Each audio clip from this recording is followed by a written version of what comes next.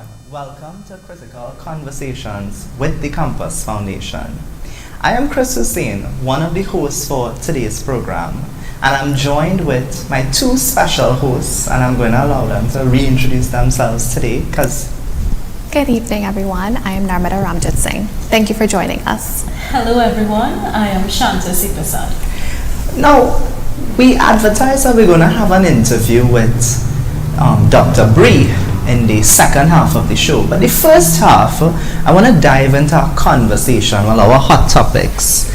So you all would recall in the last two episodes we discussed the Minister of Finance's budget statement, and we had a lovely panel and we delved into that entire contribution. And of course, last week we looked at the opposition leader's response. But the debate took place. We had the line ministers, they spoke. I believe all of the opposition MPs spoke. And of course the debate now, or I should say the budget, is now at the Standing Finance Committee, where they're going to look through the line items and the recurrent expenditure, those yellow books. But I want to get some thought. I want to dive into the debate, Shanta. So you had the opposition leader, right? And then you had the first rebuttal speaker on the government side, the Minister of Youth Development. Yeah. Right. Mr. Foster Cummins, correct. What you thought about his contribution? Well, before I answer that, I found that that was an interesting pick to have Minister Cummins go first on the government side. Right. Why you say that? I don't know, and I mean no shade. Right. I mean no shade, and I'm not trying to insult the minister, but I was expecting a more senior government minister. Same. Yeah? Yeah. As first contribution. Yeah, because you have Minister Young. There's a lot of discussion surrounding the gas deal. I know yesterday he put out a press release, or a day before, so there's a press release speaking about the amendment to the waiver. Right, it was renewed for a further 2 years. Correct. So you had him in a sort of, I don't want to say the hot seat, but you have the consortium with BP and Shell. We had a lot of conversations surrounding the Manatee project. So I said, expecting Minister Young or perhaps maybe Minister Rawi, a senior minister. I mean, you put this first term as a minister to respond to the opposition leader. You know, I did not find his contribution was, Oh no, he did a good rebuttal. It was a good rebuttal. Yeah, absolutely. To be honest, I actually found, within the government side, there's the different segments when you look at the party. So you have Dr. Rowley's people, Mr. Manning's people. He actually reminded me a lot of Mr. Manning. The way he spoke, he had a very statesman way about him. But I would agree with you that we were looking for a more senior person to respond. But just coming back to something you said earlier, you said that all 41 MPs spoke at that. I believe so. I think all 19 of the opposition, if my memory serves me right, all government, yeah. It did not seem that way. The debate felt lackluster. It did. No, there were some MPs that I thoroughly enjoyed. Anita Haynes was one MP for Tabaquite. Mrs. Anita Haynes Allen, let me correct myself. Mrs. Allen. Mrs. Allen, she never disappoints. Yes. But she was one of the only opposition MPs that I think the government, they tried a little something with her. You all notice that? So the minister of the Ministry of Education, right, the Honorable Lisa Morris Julian, she spoke first. So of course the shadow for education is Mrs. Allen, right, and she followed. And then the following day you had the actual Minister of Education, who in a way formed a rebuttal towards the shadow. So it's almost as though the real Minister of Education is shadowing the shadow of Minister of Education. We discussed this. She's playing hide and seek. Yes. But here's the thing though. I think that at the end of the day, the government is the government. Right. The budget is the budget. The minister, I think the line minister should speak first. so that And let any junior ministers come along. Yeah. Because Mrs. Allen is going to shadow you, and of course you are the Minister of Education. You lead off the conversation as to where the education, the fiscal allocation, what you're going to do with it. Maybe boast about what you did in the last year. Right. Those kind of things. And if it is the politics will be the politics, the cut and thrust of the politics. Right. Well, then let the minister and the ministry come and beat up after. I just found it to be poor strategy. But Mrs. Allen, let's get that right. Mrs. Allen, she, in her contribution, she said that, and it was she very savvy. Oh yes. She said that she expect that the Minister of Education will shadow her, and I found that to be. You know what I loved about her contribution? Tell the us. irrefutable facts that she brought. She Yeah. referenced a speech from Bastille Panteo in October of 2003, 20 years ago. He was having this conversation about technology and equitable education access for all, right? And she referenced his speech from the Hansard, and it blew me away. 20 years ago we were having the same conversation. Right. Here we are 20 years later, where members who were sitting in Parliament was present 20 years ago for his speech. You know what I admired about Mrs. Allen's debate, her contribution?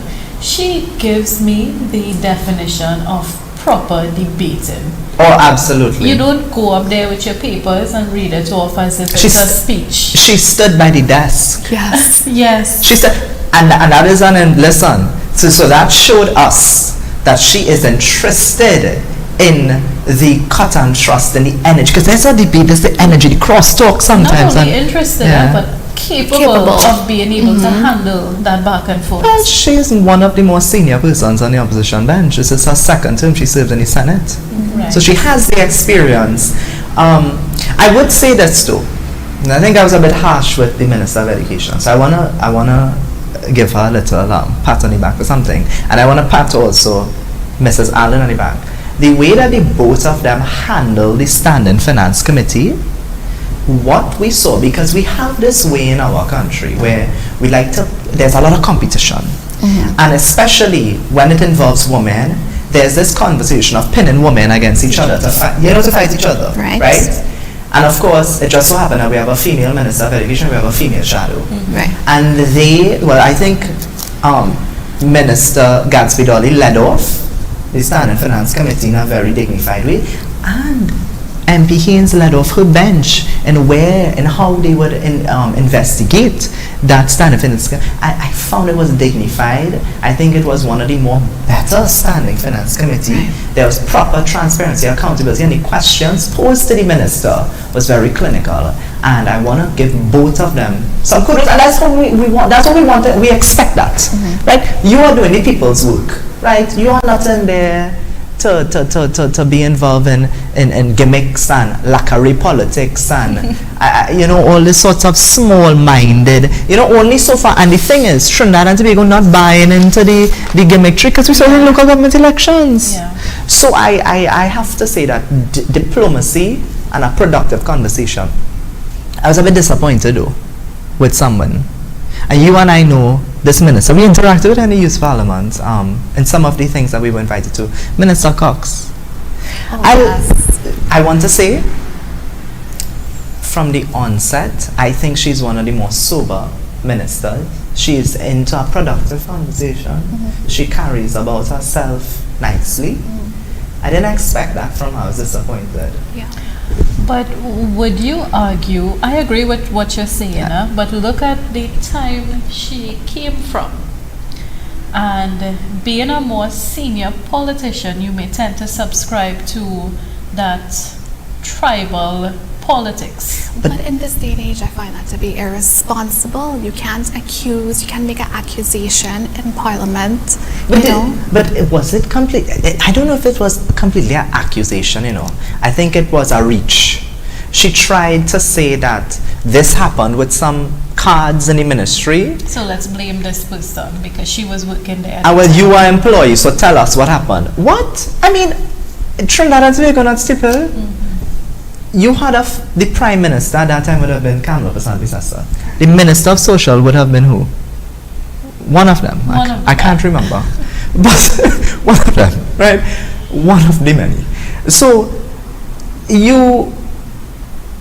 I can understand the politics if you want to go after the ministers at that time. Yeah. But not an employee. Yeah, and in Vandana's contribution and her rebuttal, she was so strong and she held her ground, you know. She stood her ground. Yeah, she stood her ground. Yeah. And she stated that she started off as she was just a caseworker in 2012, and then she became a liaison officer.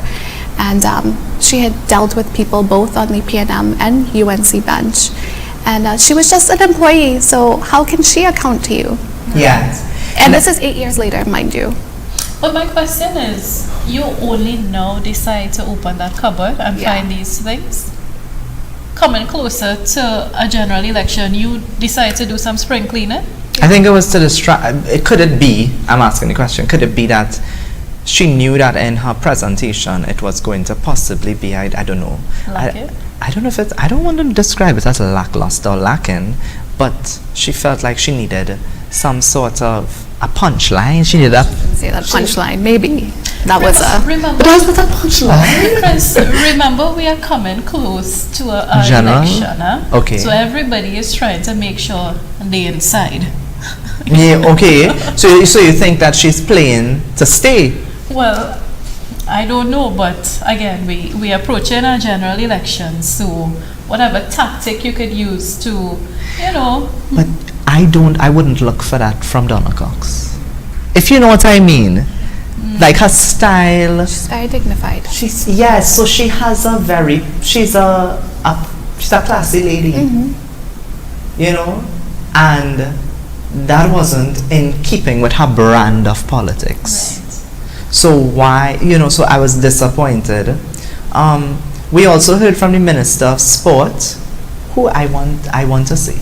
Another Mrs. Oh yes. Mrs. Shampa Kujo Lewis. You know, I enjoyed her contribution, Let's congratulate her. We're going to congratulate the Minister of Sport and Community Development on being a newly married. We wish her all the best. You enjoyed her contribution? Yeah, I did. She was a great debater. She's very composed, and I think she did a good rebuttal, a good debate. Yeah. But you're a minister. Right, okay, yeah, I get your point. You're a Minister of Sport and Community Development. I found that she spent a lot of her time, in my view, shadowing the Chief Sec. You are not. That is the minority leader's job, Calvin Morris. That is his job to do that. Right. So I found it was a misuse of Parliament time to try to refute and debate with the Chief Secretary quite in Tobago. When you are supposed to be telling us about sport and ComDev. Listen, I think the Honourable Minister is still a bit emotional of that defeat in Tobago. That she's still holding on to it and she can't get over it. Well, But she said something. She said that she was elected twice. So she sort of tried to say, well, they still vote for me. But good rebuttal. But as a minister, I was expecting a bit more. I think we got a bit more out of her from the Standing Finance Committee, which I think she and the way it was handled, I noticed that the MP David Lee, he did a lot there in terms of Standing Finance. I also noticed Anil Ram and Mrs. Allen, they all carried that particular side. So again, a nice conversation. But I think as a minister, you did not account properly in she touched on it. You touched on it, but we want to get more. You are the Minister of Sport and ComDev. Tell us a bit more about boast more about the last year. Tell us what you plan to do for the next year. On the government side, I must give them kudos that they are good at debating and rebutting. But you see, when it comes to telling us, well, accountability, these are our plans, our policies, it's lacking. No, but I disagree. I don't think it's the entire government. I think it's one or two persons, I think Shamfa, maybe, Foster did a good rebuttal, but I can't think of any other contribution on the government bench that I think was that exciting. I saw something very amusing. What is it? The Minister of Works and Transport. He was very ambitious. He talked about being like India and hoping to go to the moon one day. And, you know, that was exciting. I don't know who they're talking to. I don't know what you're talking. You cannot be talking to Sri Lanka. You can't fix pothole here. You want to fix pothole on the moon. No. But Prince, if you want a taste of the moon experience, try on any road in Trinidad. No, but he has to. You know, that was a bit much. Nothing wrong with ambition, huh? No, but that is our next stretch. No wonder the population don't want to vote. You who are you talking to? I want to say that Minister of Trade and Industry, I think she did a good minister's debate. But the thing is, I think we had the MP Rushal Parry, who shadows trade and industry. Right. Yes. I think he beat her, you know. That was, because I think she usually does a good account. Whether it is bad in different, she tries to represent what's going on in trade and industry. She tries. Right? We have to acknowledge the attempts made. But MP Parry, I mean, this was, I think, a masterclass in the economics, especially in trade and industry. Because what was interesting is that he told us a bit more about himself. Yes. I like that part. And he was able to tie, and that was something that I appreciated. Yeah. Because he told us that he comes from his humble beginnings. Yeah. The working class. If anyone represented the work, I think he was able to speak to us and say, well, my contribution, I understand the working class. I understand the ease of doing business. I understand what is the issues of the problem. And those are the kind of things I think we want to have a conversation. He spoke about AI, digitalization, and you know what's a good presentation. You know what's interesting? You know you're doing a good job when the person on the opposite side is calling you out. But the Prime Minister did have some words to say about MP Parry. Yes. Well, but you're absolutely right. Yeah, that was interesting. That was very interesting for the Prime Minister. And you know, we don't see the Prime Minister attacking MP Parry. You think he's nervous? It could be. I mean, it's very close to an election, so I guess the Prime Minister is probably, you know, trying to see where he could. But the thing with the political leaders of both the UNC and the PNM is that there's an election due. And you're going to always have this, regardless of who is the political leader. You're going to have the conversation about who is next. Because the reality is Dr. Rowley is not going to be there for the next 10 years to 20 years. The reality is Mrs. Pasani is not going to be there for the next 10 to 20 years. That's a fact, right? And so understanding who could potentially be next, do you think that was an attempt to soil his character? You're going to launch your attack so early, if according to what you're saying? And blatant. Yeah. That was an interesting move by the Prime Minister. It was. But because no one really ruffles his feathers. And you know, you don't hear too much about MP Parry being in the bacchanal style of politics. And he didn't do bacchanal politics. And his contribution wasn't, you know, bacchanal. And Correct. to see the Prime Minister coming to attack you, I sense that the Prime Minister is intimidated by him. I get a feeling of that. I also think some other contributions. I think Dave Tanko did a good job. Yes, he did an excellent job. I think Rodney Charles. I also think MP and Darrison did a really good job as well.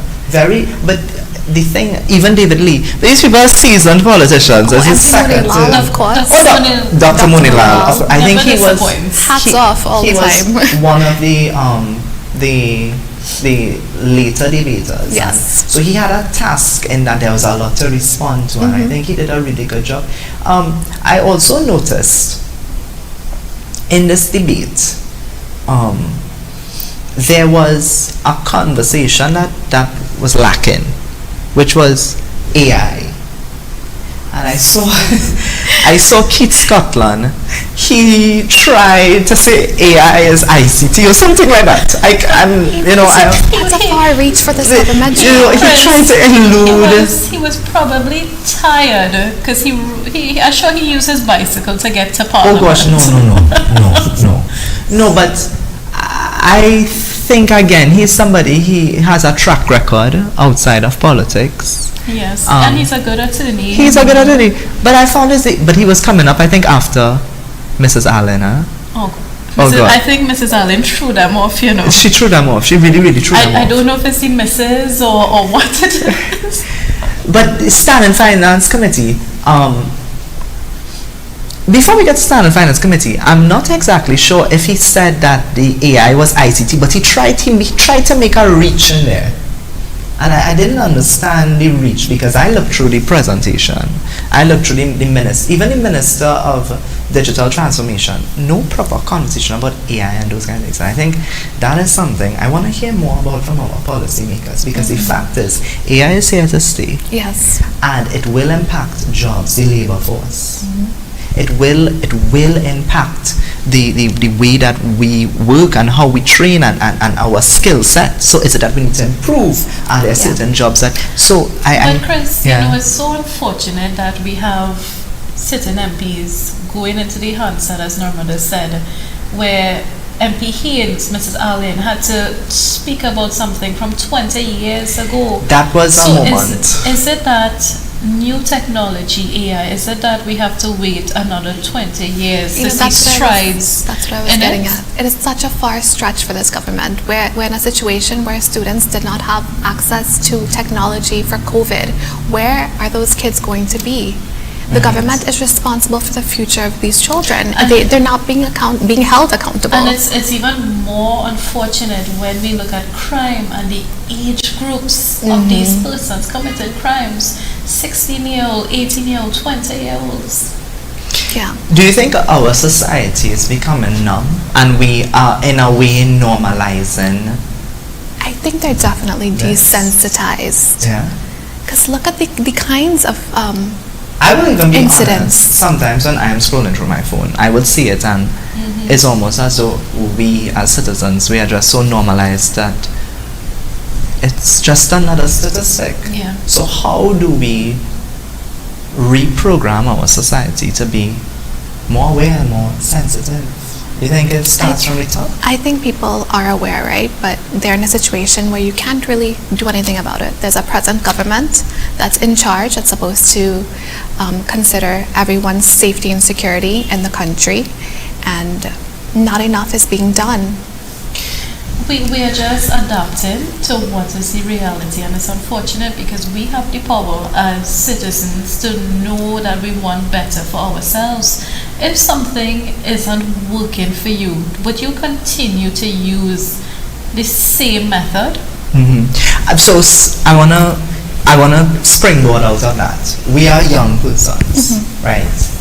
And I know that there's a group of persons, young professionals, who want to contribute to society. We want to advance our education system, assisting in expanding the economy, diversification. We want to have conversations about renewable energy, and not in a vacuum, right? It's what we do today will impact the next 10, 20 years. Absolutely. But we're seeing a trend of all politics being played. We see the younger politicians, they are paving a new kind of, again, we see it with the MP Haynes, we see it with MP Parry, we see it with persons like MP Saddam Hussein, that there's a newer, younger, fresher take on politics, right? But ultimately, I think what the dominant parties in our system, what they need to realize is all tribal politics would not work in this day and age, and it's really to pave the way and give us space at least to young persons, young professionals, and I would say there's no space for young persons, for young professionals. So then my question now is, do you think that the older persons are afraid that status quo change with allowing younger, fresher, brighter I may even say sometimes brighter. And I want to say brighter, not in an insulting way, because the fact is, we have to be grateful for some things. Right. These policymakers, like the great Basdeo Pandey, the great Kamla Prasad Bisesa. And I want to commend her on something for reaching out yet again to the Prime Minister to encourage him to come to the table to handle this absolutely. crisis. And that shows that there's an interest. She's interested in that. But she has always been interested in conversations. Yeah. Right. She has always, and I think the opposition has always said, even with debate, they have always said that we will support good pieces of that. Let us talk, let us have me. But we have to be grateful as young people that the contributions by Pandey, by Mrs. Prasad Bisesa, the all great people, right, the icons, the legends, right, persons like former Prime Minister Patrick Manning, they have really, good or bad, focusing on the good, have invested, because we have benefited from things like Gates. Some of us have benefited from dollar for dollar. Yeah. Some of us, I benefited from the laptop program. I was just going to tell you that. So, but now what we are asking for, I think, is to say, not give us a chance. Give us a chance, allow us to be at the table and be a part of the conversation. And in a meaningful way, not for window dressing. Yeah. No, so don't switch around your MPs who sitting behind you because it's window dressing, right? Because you want to show that they have a younger person here, or you don't want this to MP in the shot. Those things, we see through that. We're not stupid people. When the Prime Minister for that extraordinary sitting of Parliament with the whole thing with the tribunal, they had all the female MPs sit down in the front row, so this was some kind of female fight between Kamla and Paula. And it wasn't that. We're not stupid people, so don't do us that. And that is why people are not buying into the politics, and we saw it in the low voter turnout of the local government. So both UNC and PNM, they have to switch strategy very quickly if they want an increased voter turnout for that general election. And it's in the best interest of the country. I think they have gotten too comfortable. It is what it is in numbers. If it's a low voter turnout, well, so what? I don't think there's any interest. Well, why persons are not voting? Well, some persons are satisfied with where they are. Yeah. Some persons never thought they'd become a member of Parliament, and so they're there, and they get the title of MP. They don't understand the responsibility of being an MP. They don't understand the responsibility of getting to Parliament and debating. This is a debate. You are a legislator. This is a conversation about where we're going in terms of a legislative suite, right? They don't get that. But they're okay with party politics and maybe internal issues, and they're okay with that because some of them maybe never thought they'd get there. Some of them maybe thought that. So I could see the satisfaction, but this is where young people, young professionals, this is where our generations, because we all have different generations, even millennials, Gen Z, we all have different generations. This is where we have to say, you know what? Thank you. Let us work together. And if you're not interested in working together, then we have to have a critical conversation with ourselves. Because what we don't want is exchange. We want real meaningful change in this country. We want real meaningful change. But anything else came out of this? I think so far Standing Finance Committee is still ongoing. I know that they're going to go to the Senate. Yeah. So we'll wait and see what comes out of it. We have some new independent senators. Yes. We attended an event at Parliament, that is correct. It was actually held by one of the new independent senators. Chris and I had the opportunity of being invited by Parliament to attend this budget discussion, and I really hope to see something good from these new independent senators. I was impressed with her though. Yeah. I want to say that. I was impressed with her. I like that she has a point of view, and her point of view relates to, in a way, diversification when you look at culture, the arts, and I think that sort of perspective. To allow the viewers to know, this is Dr. Sharada Patisa, and I really do appreciate how her vision for the different cultures and mixing and fusing the cultures that we live in. And I must commend her on that. Yeah, absolutely. You know, I watched the contributions from these young parliamentarians, and they were so eloquent and well spoken, and you know, you could see the future is going to be very bright if only given the opportunity. And when because you could be given the opportunity on paper, Right. or I put you to sit down behind me or next to me. But you have no say there, you know. Yeah. You have no absolute say there. Listen, behave yourself. Right? You here just for the look of these things, you know, I don't care what you have to say, right? And then when I talk stupidness, well, go there and defend me. Because I am practicing 1970 and 60 politics, so you must go and and we know our generation is not going to deal nicely with, and if the real concept race. Yeah. When race is used as a weapon to divide people. That's the biggest turn-off. Religion. Religion is another thing that we use. I see the new also in terms of gender identity. So you try to create all these different categories to pin persons against each other, when the thing is, your job is to have a conversation about policy, is to have a conversation about legislation, and where we go in the next 10 to 20 years. What you talking about race for? What does that have to do with this? What, that the kind of irrelevance? Especially the color we live in. And then you expect your younger MPs, they both have diverse benches. Right. Both the PNM and the UNC. And you expect these people to go out there and defend what you're saying. I mean, oh gosh. You know, I grew up in New York for my entire life, right? Right. I only came here probably in my 20s. And having grown up there, racism is something that I have never experienced in my life. Really? Not once in my life. And you would be considered a person of color? Absolutely. Really? Yeah. You experienced So it there? coming here and being exposed to this is very weird and a little bit disturbing. Like Yeah. at this day and age, this is where we're at. Well, it allows the status quo to be upkept. Huh? Let's be very serious here. We're not stupid people. But this is our hot topics for this week. We're looking at the budget. We're keeping a keen eye on this budget. And of course, Standing Finance Committee is ongoing. The budget will go to the Senate. And where we see need to have a critical conversation, we will engage in that. So stay tuned.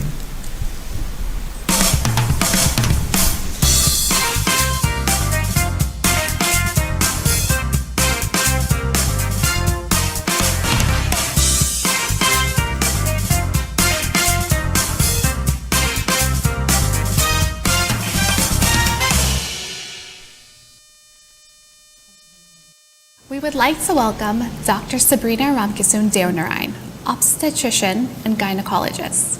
Welcome, Dr. Bray, to Critical Conversations, and thank you for taking the time to join us this evening. We think our viewers are going to benefit greatly from an insightful conversation with you to let us know the steps we can take to combat breast cancer.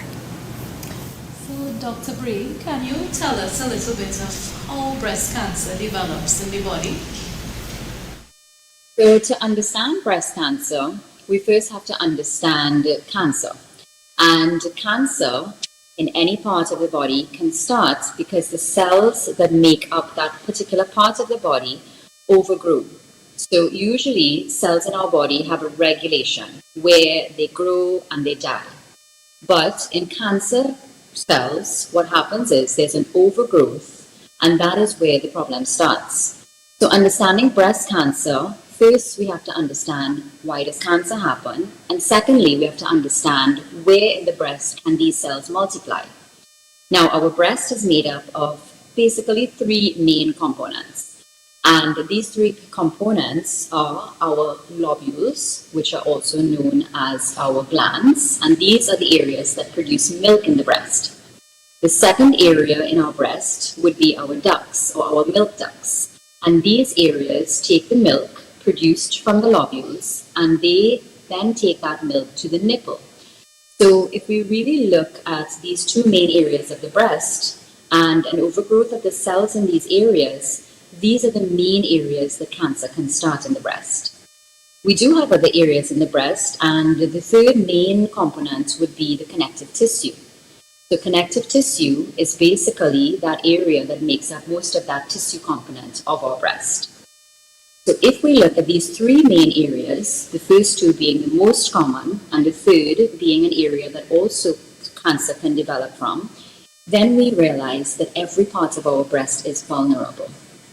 We also have other areas. So we have the nipple, for example. We have our lymph nodes and our blood vessels which pass through all of the tissue of our breast. So these are also vulnerable areas, although they are much less common for cancer to develop in these areas. But every part of our breast, unfortunately, is vulnerable to cancerous changes. Thank you for that. You know, Dr. Bree, there's so many different forms of cancer. We know that some are more aggressive than others. You know, can you tell us a little bit about that? So we know that there are two main types of cancers. There are the cancers that remain in a specific place within the area that they are originating, and these are known as non-invasive cancers. So these cancers mainly stay in that area that they originated, but they don't spread out of that area. So we usually refer to these as in situ or in non-invasive cancers. We also have invasive cancers. So these are the cancers that not only stay within the organ or the origin area, but they also migrate to other areas outside of that area. So to give you that proper classification, it comes down to our non-invasive or in situ, and then we have our invasive, or what we also can term our infiltrating. And anything that invades or infiltrates, we can appreciate that that means that it's moving into other places that it is not welcome. And that is basically the main types. Now, within the infiltrating or the invasive, there are some other types. And our viewers might have a relative or somebody that they have heard about triple negative, for example. So the triple negative is a type of invasive cancer, and it's one of the cancers that is very difficult to treat, even though it's not as common. This particular invasive cancer is known as the triple negative because it is negative for the estrogen factors, our progesterone factors, and there's another factor known as our HER2 factor. If a breast cancer is negative to these factors, it then means that it becomes very difficult to use medications to treat or to target this area. And that's why this infiltrating or triple negative is one of our less common but more feared types of infiltrating cancers. So, Dr. Bree, what are some signs that someone can look out for if they see something out of the ordinary? Well, the most important point that I think we've been raising in October is the fact that breast cancer usually is very silent because it normally starts from a small area in these different parts of the breast that I've discussed. So that becomes a little tricky because we always advise that you do your breast checks. And what this means is we advise you to look at your breast in the mirror. We advise you to look at the changes on the skin, changes on the nipple.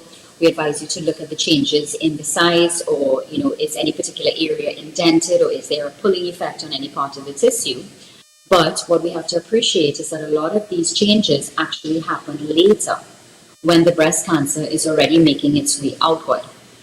So that's where screening comes in. And that's where screening is so important, because the screening actually picks up on changes before they become visible, or before they become visible to your eye or visible to touch.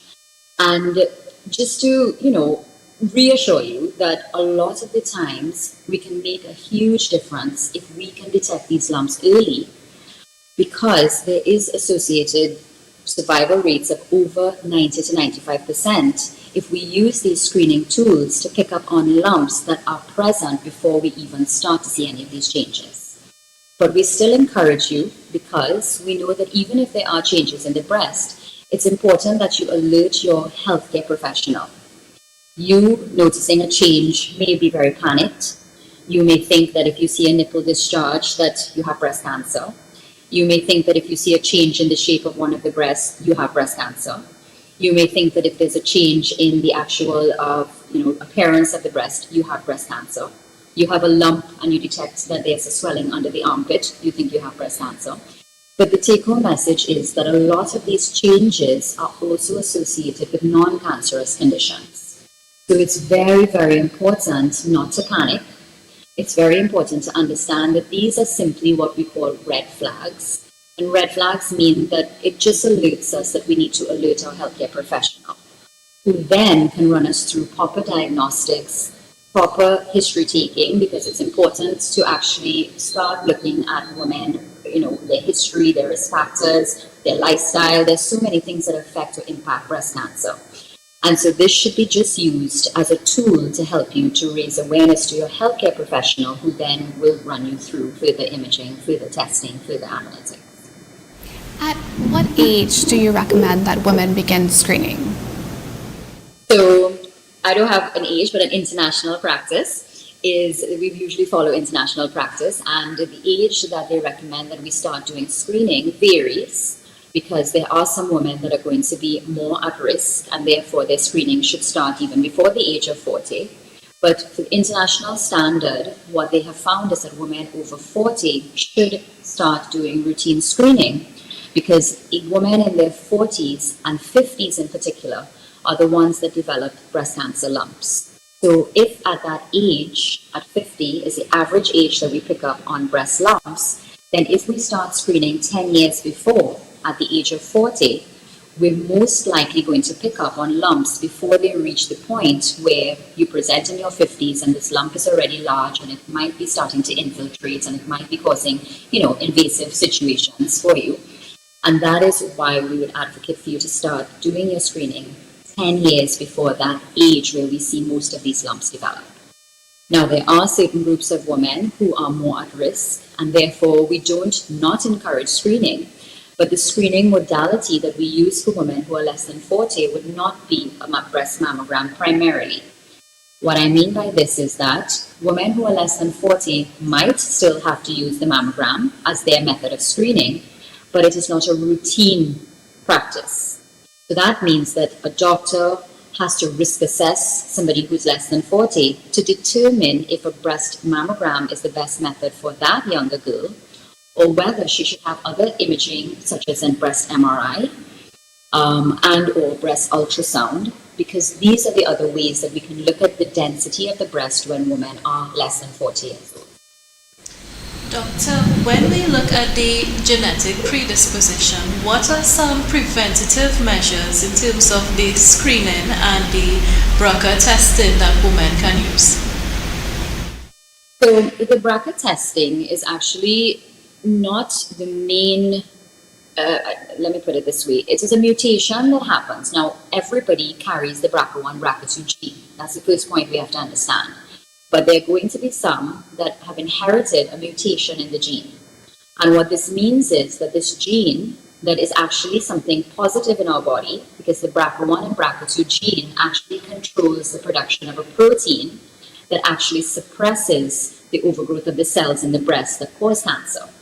So BRCA1 and BRCA2 is actually something that we want, but what we don't want is a mutation in it. And a mutation means that there's an abnormality in the gene that has been passed on from families. If there is a BRCA mutation, that puts us potentially more at risk of breast cancer. But this only takes up about 10 to 15% of our population. So it's not a common presentation or mutation. And what that means simply is that we should not use BRCA testing on every person or every woman or every man, because men are also at risk of breast cancer. We should not use this as a screening tool. We should not screen everybody for the BRCA1, BRCA2 gene. But what we have to do is that we should risk assess, or if somebody has been diagnosed with breast cancer at an early age, 40s or within their earlier than their 45th year, or if they carry the genetic mutation because somebody else tested, or they have some other cancer type in the body, there's certain risk groups that we would then advocate for them to do their BRCA1, BRCA2 genetic testing. But doing the testing and understanding the risk still needs to be interpreted with a genetic counselor, because just testing positive for the mutation doesn't automatically put you at risk of developing breast cancer. So this is a conversation that you really have to have with a geneticist. You have to weigh your risk, you have to weigh the factors that are in your favor, and then decide what do you do next. Because testing for the BRCA1, BRCA2 mutation doesn't automatically mean that you should remove the breast or that you should start doing your mammograms as early as 25 or 30 years old. So we have to have a structure, we have to have an understanding, we have to know what to do with the information when we do test positive. Thank you, Dr. Bree. One more question. What would you recommend? What are some steps that you would recommend for a woman who has a family history of various forms of cancer, not only breast cancer, but cervical, stomach, like a mixture of family history? Like, what would you recommend for someone like that? Well, I think it's important, first of all, for us to know our family history, because a lot of the time we actually don't even know our own family history. And that's, not our fault. A family member may not talk about it. Not everybody is forthcoming with that information. That's a very invasive information. That is something that, your family has to share with you first and foremost. So do we really know our family history is the first question that we have to put on the table. But for those of us who might know, or for those of us who are inquisitive and may ask our family members, what we want to find out is what are our family history cancers. On our gynecology questionnaire, when you come in to do a wellness visit, and this is a visit where you are not sick, but you come in to see your gynecologist, and we always advise on a yearly basis that you should have the conversation with your gynecologist, there is a section in the questionnaire that asks for cancers in the family. So if you know that, that helps us, because then we can risk assess you so that we can advise you on what testing you should be doing or what you should be looking out for, or we will be able to alert you as to what you should be checking for and what tests you should be doing and at what age you should start your screening. But if you don't know your family history, you still also should do testing. So that's an important point. Just because we have a family history doesn't mean that that puts that person particularly at a screening place. Every woman who has her wellness check would discuss with her gynecologist pap smear checks. So every 1 to 3 years we should be doing our pap smears. Even every 3 to 5 years, it depends on the age. Doing our mammograms and starting at the age of 40. You'd be surprised that a lot of women actually don't start their mammograms. They start their mammograms in their late 40s, 50s. So awareness, education, raising these points at our wellness checks, using these forums on social media to share the information so that people are more aware. Because awareness, knowledge, information allows you to make proper choices in terms of what should I be doing next? Because it's confusing. If you haven't gone to medical school and you haven't, understood all of this, you're just out there listening to all this information flooding you. You really don't know, which direction do I go? And that's why we're trying to do these awareness talks, and we're trying to break things down in a simple way so that the information is imparted in the right manner so that you can do the right thing. But to answer your question, I think that wellness checks are hugely important. Not because you have a sickness or because you have a concern, you go to your gynecologist. You should see us on a yearly basis, even your GP, because your GPs also do pap smears, your GPs do breast checks, your GPs can refer you for your mammograms. They can also be your primary point of care. And then they can refer to the specialist as well, and the specialist can refer also to the breast specialist. So it's a chain of referrals, but it has to start somewhere. Dr. Bree, would you like to share any closing remarks? Anything you would like our audience to know? I feel like we could talk all evening, but I hope that we got the information across. I think the key here, ladies, is early detection. I think the key is self-awareness. I think you need to get to know your breast, because you're the only person that's going to really identify when there has been a change. So if you get to learn your breasts, even in your mid-20s, you're in your mid-30s, for any age, you want to start to learn about your breast. Learn about how they look. Be comfortable looking at yourself in the mirror. Be comfortable looking at yourself. Be comfortable also going to your doctor and have them look if you have identified something abnormal. Don't be embarrassed. It's important for you to get checked. And sometimes you may see something and you may get very alarmed, and you go on Google and you Google everything, and everything turns up saying cancer, cancer, cancer, cancer. But what you have to understand is, you don't panic. You get yourself to the necessary specialist and you get yourself checked properly. because you are your first and you are your keeper. We have your sister's keeper, so there are women like you who are doing these, forums and who are doing these awareness talks. So it starts with you understanding your breasts, understanding your body, because your body speaks to you. If something is not feeling right, that should be your cue to head to your gynecologist or your family physician to have further testing done. Dr. Bree, thank you so much for taking the time to join us from your hectic schedule. I know you were stuck in traffic to come here to join us this evening, so thank you. We sincerely appreciate it. And we hope to have you on again soon. Yes, I hope you want to. This out me my schedule once I can do it, I will. I'm always in support of young women who are also coming out in the forefront and are taking that, that initiative to raise awareness and to be that platform for people to learn and to be more educated and aware. Again, thank you, Dr. Bree. Viewers, there you have it, Dr. Sabrina Ramkisoon-Devnarine speaking on vital information on breast cancer. And we know October is Breast Cancer Awareness Month. Thank you again, Dr. Bree.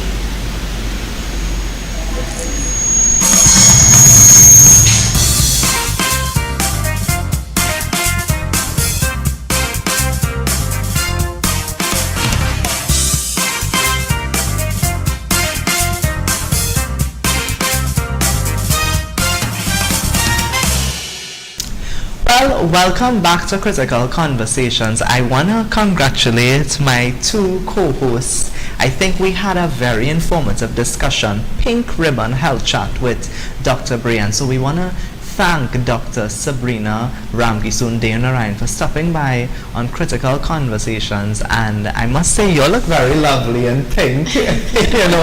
I don't know if you all remember this quote, on Wednesdays we wear pink. But it's not a Wednesday, but we'll use it anyways. But we want to thank the viewers for staying with us. And don't forget to leave a comment and of course share the live. And reach out to us. Let us know what you want to hear from us on the next Critical Conversation. So see you all next week. Take care. Bye.